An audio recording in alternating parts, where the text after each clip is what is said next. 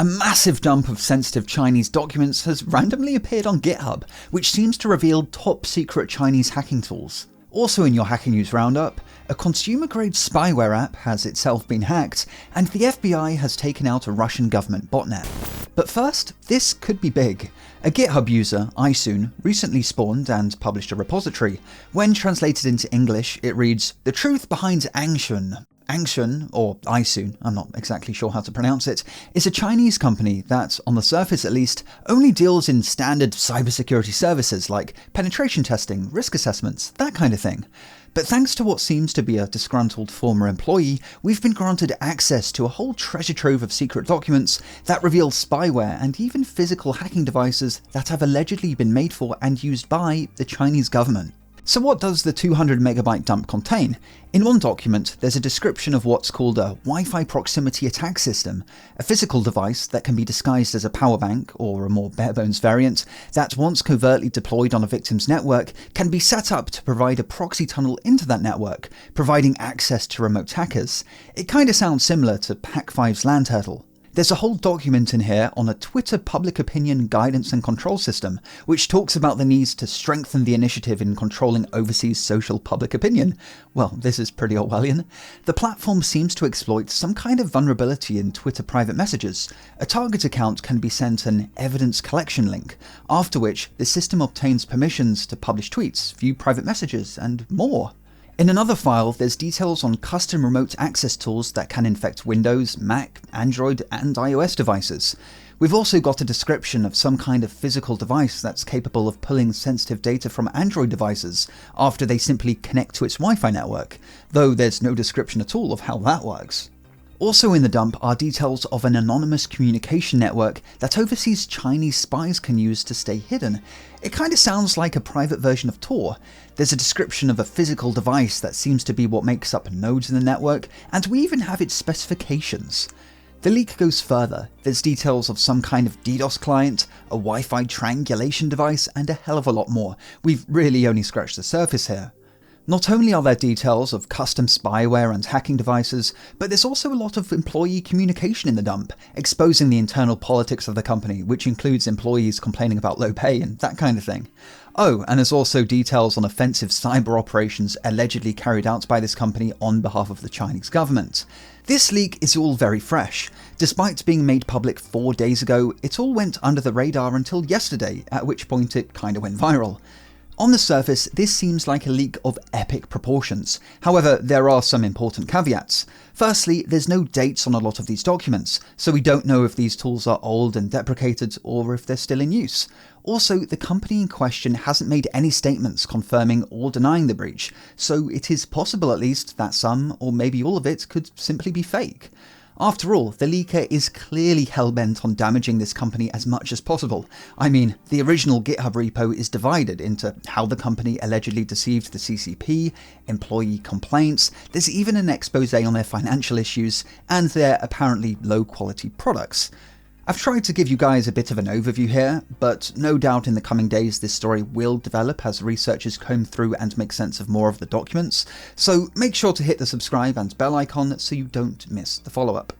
A spyware app has been hacked, leading to the personal data of tens of thousands of its victims being leaked.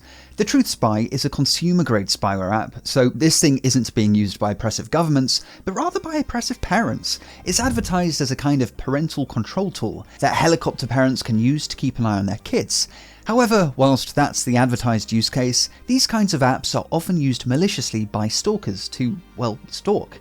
And so this kind of app is often called stalkerware. The app enables the recording of calls, tracking a phone's location, grabbing photos, and a hell of a lot more. Whilst this functionality might be similar to other spyware we've seen on this channel, Pegasus comes to mind, to compare this to Pegasus would be like comparing an old rust bucket to a Rolls Royce, because this app has to be manually installed on a victim's Android device via an APK. There's no fancy zero-day exploits here. It turns out the Truth Spy also has Rust Bucket level security. The hacker groups SiegeSec and BiteMe crew teamed up to reveal a vulnerability in the Truth Spy's servers which allows anyone to grab the sensitive data that's exfiltrated from victims of this app. So a bunch of super sensitive data is not only visible to potential stalkers, but also the entire world. The root cause is an IDOR, or Insecure Direct Object Reference vulnerability. This kind of vulnerability happens when a server doesn't check if you have permissions before giving you access to something. For example, let's say you have a link to a photo on Facebook. You still need to be logged into an account with permissions to view that photo before you can actually see it. Just having the link doesn't inherently grant you access to it. But the TruthSpy servers are apparently not performing this basic check. Consequently, anyone can scrape the personal data of those who are being spied on. The hackers were able to grab browsing history, GPS history, and even contacts of an arbitrary victim. However, the hackers aren't releasing specific details on how to reproduce the hack, and for good reason, because this vulnerability isn't new. Seemingly the exact same vulnerability was exposed by TechCrunch almost exactly 2 years ago. It was even assigned a CVE. However, in the years since, the TruthSpy have shown zero willingness to actually fix the problem, and so in all likeliness, this will go unfixed. Stalkerware in general has a pretty awful reputation for caring about the security of their customers' information. A quick Google search will yield numerous examples. The two groups that rediscovered the bug, despite being responsible for some pretty brutal data leaks in the past, have taken the rare decision not to leak all this personal information.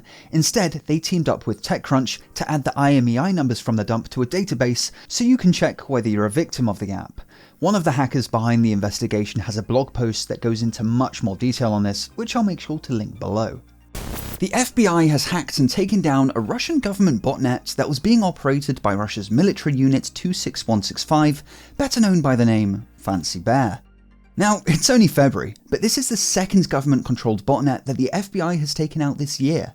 A couple weeks back, China's KV botnet suffered a similar fate, but this Russian botnet is unique, not because of its intended use. I mean, cyber espionage is usually the purpose of state-backed hackers, but what makes this botnet different is that it wasn't actually built by Fancy Bear. Instead, this botnet was put together by just regular cybercriminals who successfully hacked over 1,000 Ubiquiti EdgeOS routers thanks to default admin passwords, proving that no matter how much money people spend on fancy networking gear, money can't buy common sense. The cybercriminals infected the routers with Mubot malware. This kind of malware isn't new, it's been used by cyber bad guys over the past few years to build botnets for use in DDoS attacks. But in this case, the botnet somehow made its way into the hands of Fancy Bear. Whether that means the Russian government is working with cybercriminals or simply bought the botnet from them, we just don't know. After acquiring the botnet, Fancy Bear repurposed it for use in spear phishing campaigns, credential harvesting operations, all of course targeting Western governments, military installations, and companies of interest to Russia. However, this is where the FBI stepped in and launched Operation Dying Ember in an attempt to take down the botnet for good. Exactly how the FBI hacked the botnet isn't clear. The warrants simply describe their methods as some kind of mysterious technical ability. However, in all likeliness, they reverse engineered the malware, finding a vulnerability in it, which gave them access to individual compromised routers. The FBI was granted a whole list of permissions, which meant they were allowed to copy the malware for analysis, delete the malware from compromised devices, and change the router's firewall rules to prevent the Russians from regaining control over their botnet. As is usual with these kinds of operations, the FBI does not have to get your permission to hack back your hardware from the Russians. However, they are working with ISPs to maybe at some point drop you a letter in the mail giving you a heads up. As always, thanks for watching, and I'll see you in the next video. Have a good one.